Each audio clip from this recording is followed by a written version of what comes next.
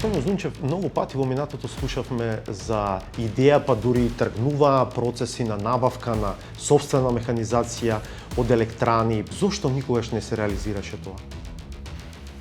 Добро прашање за кое што во овој момент навистина не го знам одговорот.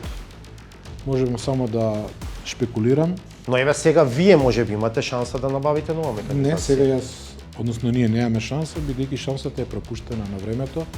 Во услови кога ние имаме уште многу мал период за експлоатација на рудниците и работа на термоблоковите, во овој момент нема никаква логика да ние набавуваме механизација која што е во рангот на вредност помеѓу 200 и 300 милиони евра. Добро, и ќе ги затворате РЕК Битола и ТЕЦ Основа во 2030 година? Се зависи од тоа дали ќе успееме ние да добиеме од меѓународната заедница пролонгирање.